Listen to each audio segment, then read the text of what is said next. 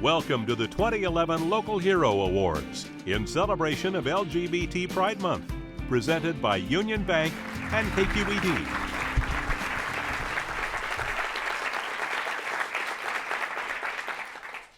Good evening. I'm Don DERHEIM, Chief Operating Officer and Executive Vice President of KQED. We're so grateful that you have joined us this evening as we celebrate LGBT Pride Month. We want to thank our partner, Union Bank, for supporting our Pride activities and for making tonight's celebration possible. We are honored to recognize 4 individuals for their outstanding contributions to the community. They've been nominated by people who have seen their dedication up close. These heroes represent the highest values of community service, which is what public broadcasting is all about. It is my pleasure to welcome the Vice Chair of the KQED Board of Directors and a key member of KQED's Strategic Planning Committee, Lee CARAHER.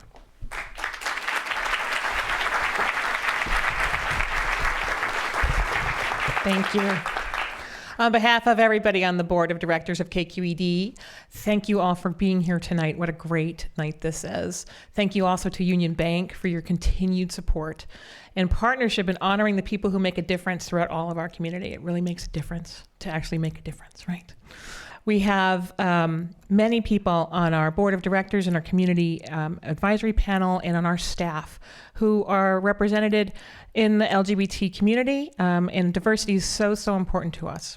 Our honorees this evening really create a very powerful statement about how far the LGBT community has come and really the positive outlook for the future that exists today because of all the work that these people have done for us. On behalf of the KQED Board of Directors and the Community Advisory Panel and staff, congratulations to all of our honorees. It's an honor and we're humbled to be among you. Thank you.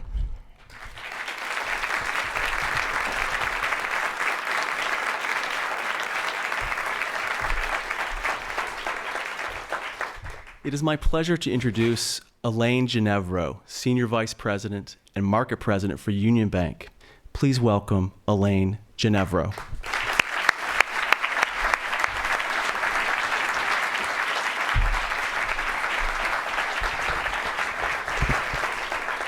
Good evening, and thank you all for being here this evening and for our inaugural Union Bank and KQED Local Heroes Award celebration during Lesbian, Gay, Bisexual, Transgender Pride Month. On behalf of Union Bank, I'm excited to be a part of this event, recognizing of 4 outstanding individuals who strive to enrich the lives of the diverse and vibrant Bay Area LGBT community. Those local heroes make our communities a better place to live, work, and raise our families, and they inspire us. Union Bank has partnered with public television stations throughout California, including KQED right here in San Francisco, to recognize and celebrate local heroes for truly making a difference in their communities. The KQED Local Heroes program began in San Francisco 16 years ago, and it was celebrating men and women in the African American community during Black History Month. Tonight, I'm especially honored to be a part of this Local Heroes Awards program to recognize extraordinary members of the LGBT community. With that, I'd like to welcome Mike Ferrara.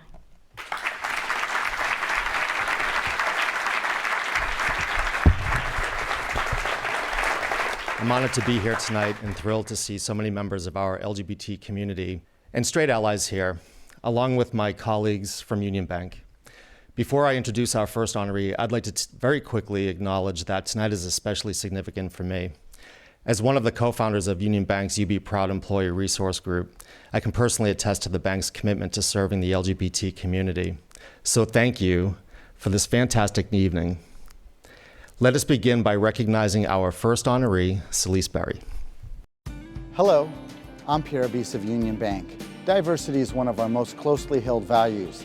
This is why we're proud to honor local heroes in celebration of LGBT Pride Month. Let's meet one of our honorees. I'm Celeste Berry, Executive Director of Out and Equal Workplace Advocates. The work of Out and Equal is really to support the lesbian and gay, bisexual, and transgender community in the workplace. I feel very strongly that no one should ever have to choose between a career we love and living our lives authentically. We work a lot with employees of large companies to make sure that policies and benefits are in place, whether it's providing an LGBT 101 diversity training or providing resources so the LGBT community can be out and equal at work. 3 days of creating connections, building progress. There's a lot of angst and fear that goes along with coming out, but once you finally step over that threshold and actually are very out about who you are, it's more than just relief, it's just liberation.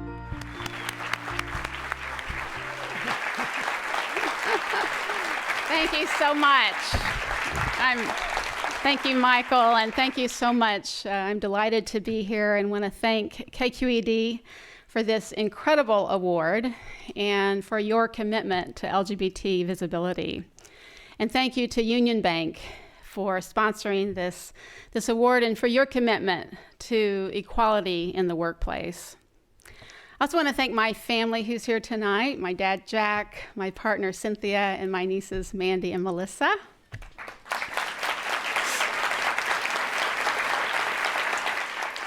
You know, I began my career working as a teacher and guidance counselor in Texas, and during that time in my life, I dated men and kept trying to figure out why I was falling in love with their sisters.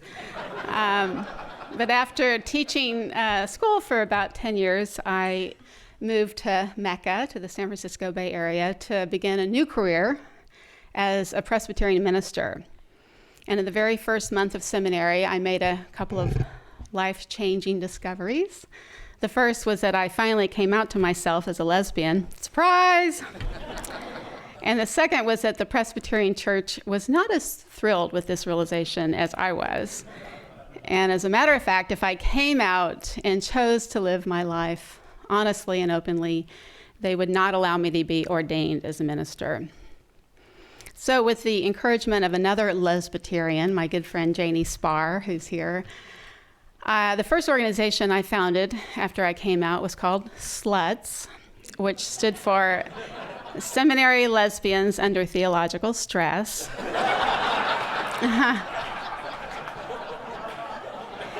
It was a very committed group of people, but as you can imagine, it was kind of a limited constituency. So eventually, I started Out and Equal Workplace Advocates because I believe that no one should ever have to choose between a career we love and living our lives with authenticity and integrity. Today, we are doing our work in companies and workplaces literally around the world. Together, we are committed to ending employment discrimination for the lesbian, gay, bisexual, and transgender community. And together, we really are changing the world one cubicle and one workplace at a time. So thank you so much for this incredible award. I am deeply honored. Thank you very much. Thank you, Michael. Thank you so much.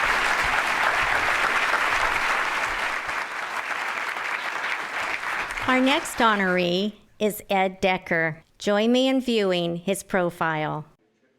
My name is Ed Decker. I'm the founding artistic director of the New Conservatory Theater Center in San Francisco. The purpose of the New Conservatory Theater is to provide high-quality entertainment promoting change through the theater arts. The Youth Aware Educational Theater program tackles a broad range of topics: HIV prevention education, anti-homophobia, anti-bullying, diversity, and cultural awareness and acceptance. All of the topics that we deal with in Youth Aware originates from the voices of the young people that will be in the audience.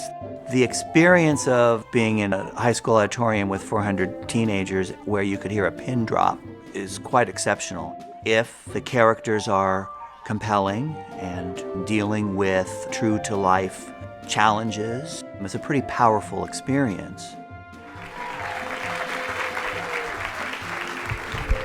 Thank you, everyone. Thank you very much. 30 years ago, when I still had hair, a handful of parents, some very determined young people, myself and another instructor, Sue Priolo, created the new Conservatory Theater Center. We were born from the need to establish a safe, nurturing space for young people to explore their imaginations and learn about the world through theater. We offered classes, produced family plays, and established a youth-aware educational touring company that focused on the many challenges of growing up. And today, these programs serve more than 20,000 young people each year in Northern and Central California. In the early 90s, we assumed the master lease for our Tri-Theater facility at 25 Van Ness near Market here in San Francisco. At the same time, we introduced our year-round lesbian, gay, bisexual, transgender, questioning, intersex, and allied, did I miss anyone? Pride season for our adult audiences. You can imagine the firestorm that created. We immediately came under attack for having the audacity of hosting youth programming and queer programming under one roof. Some funding sources withdrew their underwriting immediately, but others, such as the James Irvine Foundation, the William and Flora Hewlett Foundation, the Bob Ross Foundation, the Bothene Foundation, and the San Francisco Foundation, stood by us then and still stand by us today. These folks and many others had the courage to join us in what we recognize as our moment to shatter the myths about the coexistence of these populations. Together, we created a homophobic-free environment that is a national model for young and old. San Francisco, ever at the vanguard. I would also like to take a moment to thank my mom, whose guidance and unconditional love is the foundation of my soul. I also thank my husband, Robert Leone, who after 25 years, and when you look at him, you can see why he still takes my breath away.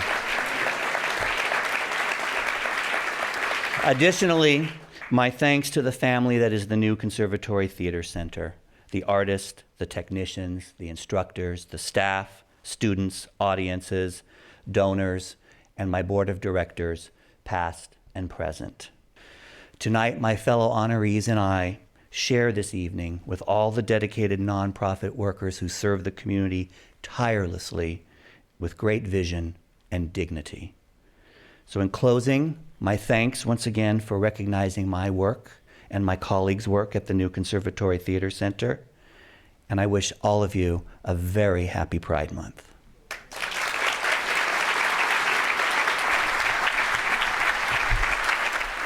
Good evening. I'm Brian CHEU, Vice Chair of the KQED Community Advisory Panel, and I'm pleased to introduce Jewel Gomez. Jewel is the author of the enduring cult vampire classic, The Gilda Stories, and 6 other books. She's Director of Grants at Horizons, the LGBT Community Foundation, as well as the President of our San Francisco Public Library Commission. She will read from her new play, Waiting for Giovanni, premiering at the New Conservatory Theater on August 19th, based on a split second of indecision in the mind of world-renowned author James Baldwin. Waiting for Giovanni explores the emotional and professional dilemmas that loom over a fierce young Harlem man who insists on being true to love, to politics, and to the ghosts that live in his head. Please welcome Jewel Gomez.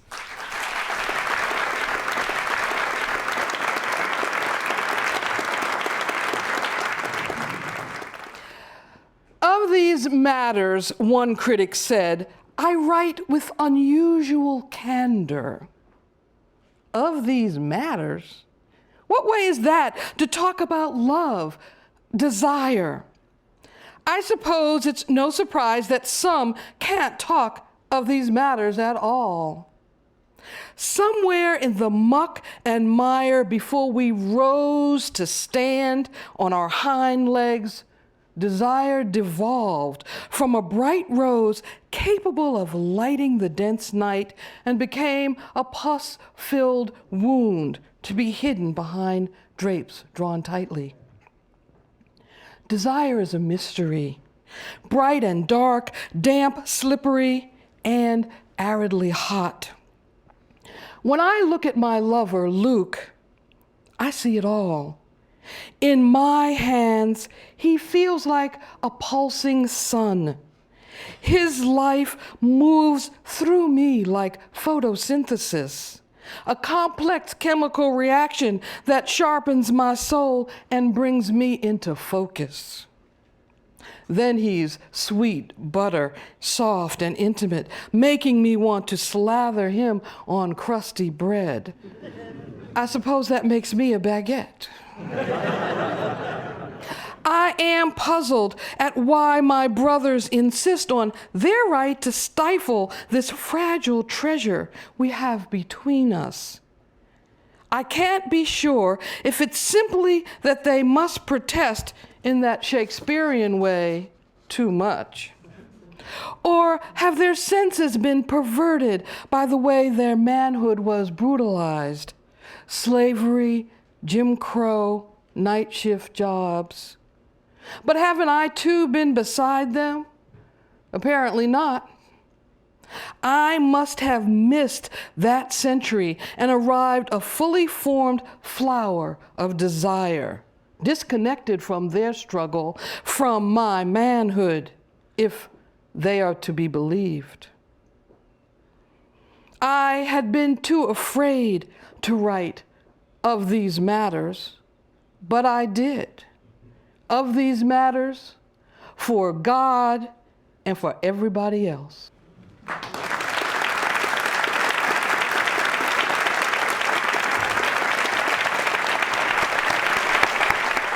Our third honoree is Michael Smith. Let's take a moment to view Mr. Smith's profile. I'm Mike Smith. I'm Executive Director at AIDS Emergency Fund and Breast Cancer Emergency Fund. We work with a lot of low-income people in San Francisco with HIV who really need help just to make ends meet. About 10 years ago, we started a breast cancer program, in part because it was a way that we could give back to the women's community that had been the real caregivers and the real supporters of the men who were dying of HIV 30 years ago. I think we're probably one of the real grassroots organizations in the AIDS community. We have dozens and dozens of people who are doing events for us all the time. The leather community's been great supporters. The drag community's been great supporters. We also have the penny jars. Every Penny Counts started in 1987 with a penny jar on a bar on Polk Street. The population we serve are really inner city poor.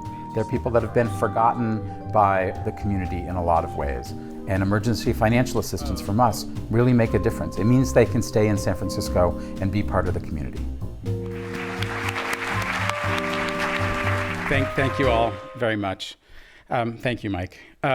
I want to acknowledge my co-honorees, Ed and Celise and Max, are really doing extraordinary things to better the lives of LGBT people and to fight for our equal rights. And as a gay man, I thank them for their work on my behalf. I'm blessed to live, we're all blessed to live in a city with a tremendous number of people who are everyday LGBT heroes. I grew up in a small town in rural Connecticut where I was related to almost everybody. A stifling little town. And I remember being 10 years old and talking to my younger brother and saying, you know, in the year 2000, I'm going to be 40. That seemed incredibly old. And I have no idea what at the time I thought I would be doing at 40, but I was pretty sure I thought I would be doing it in that small town in rural Connecticut. Well, I'm 51, and I live in San Francisco. I live in San Francisco. If I say it just right, I'm actually Mary Ann Singleton for just a moment. And then I butch it up and I pinch myself and life goes on. I think that's actually why I've spent so much of my adult life working for community organizations. I've had the honor and the pleasure to be Executive Director at AIDS Emergency Fund and Breast Cancer Emergency Fund. The mission of our two organizations is very simple. We help people pay their bills when they're too sick to work. AEF was founded during that very first year when people were being evicted from their homes at the slightest hint that they might be sick. AEF launched BCF 10 years ago as a way to honor that work in the women's community who really stepped up and saved the lives, frankly, of many gay men. AIDS is not over. It's not over for the 600 young people in San Francisco every year, including last year and this year, who are newly diagnosed with HIV. It's not over for the 2,400 people a year that we help at AIDS Emergency Fund. Many of our clients survived during those dark years and lost countless friends, but they've survived. AEF helps them to live with dignity. It helps them to stay engaged in the community and to give back to the community that's taking care of them.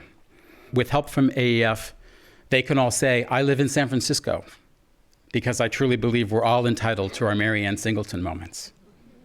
Thank you very, very much.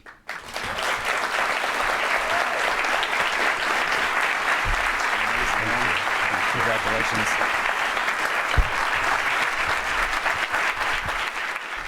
Our final honoree of the evening is Max PHILP. Join me in watching his profile. My name is Max PHILP. I am the co-president of the Menlo-Atherton Gay Straight Alliance Club. The organization fights homophobia and transphobia in schools by empowering youth. I was bullied when I was a freshman in high school. So when I go into classrooms talking to youth, I tell them my story and how bullying and the use of anti-gay slurs affected me. It's not a joke. Think before you speak. We're going to talk to them about the harmful effects of their words. There's a very high chance that there is an LGBT person within your vicinity that can hear what you're saying, and that will hurt them. I think a lot of LGBT students throughout the country feel like they are being victimized, but when the person switches from being a victim, it really gets this strong vibe in the school and everyone feels safer. I think that my generation, because of the efforts of the Gay Straight Alliance Network and other organizations within schools, we're really going to be able to have a much better future for LGBT people.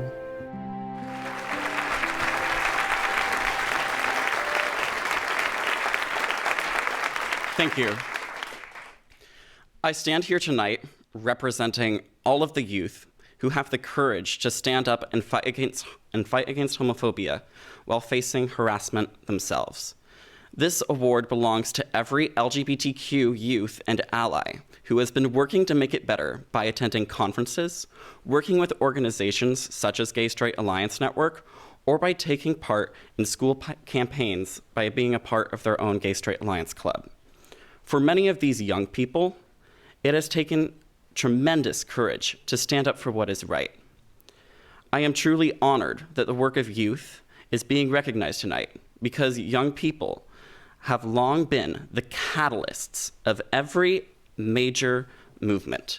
Without the work and dedication of young folk, the civil rights movement would have never happened. And without youth fighting for equality and to end harassment in schools, we will continue to see the unfortunate consequences of bullying, which include, but are not limited to, suicide. My school's Gay Straight Alliance was able to completely reverse the climate of my school this year, and we even inspired several teachers to come out to their students, thus making my school a more welcoming place for LGBTQ youth and their allies. None of this would have happened without the work of youth. I would like to thank Gay Straight Alliance Network for giving me the opportunity to reach out to hundreds of young people and empower them to make it better at their schools. I would also like to thank Amanda Harris and Jackie Downing for nominating me for this award. My family also deserves a lot of thanks for supporting me in my coming out and my evolution into an advocate. Most importantly, I would like to thank my mom. She has been there with me every step of the way, from my first internship at the Los Angeles Gay and Lesbian Center, to me standing in front of the 9th District Court of Appeals, listening to me give a speech about Proposition 8 in front of a crowd of people, with a man with a megaphone across the street calling me a faggot. Thank you, and may you all be inspired to help young people fight for what they believe in. Together, and with your support, we will make it better. Have a good night.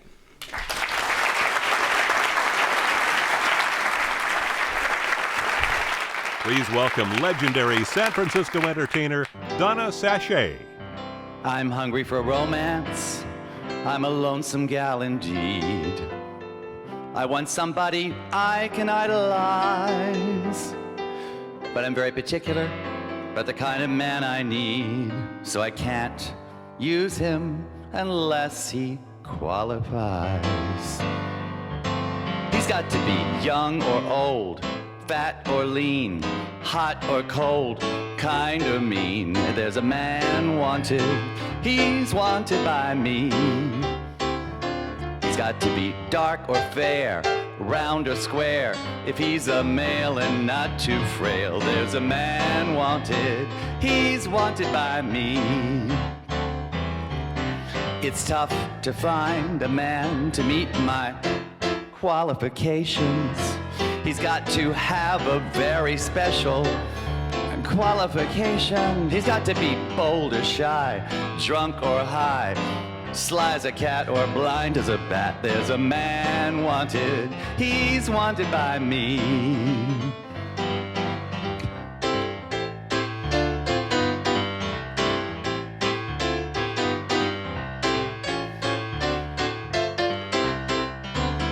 He's got to be young or old, fat or lean, kind or mean or anything in between. There's a man wanted, he's wanted by me.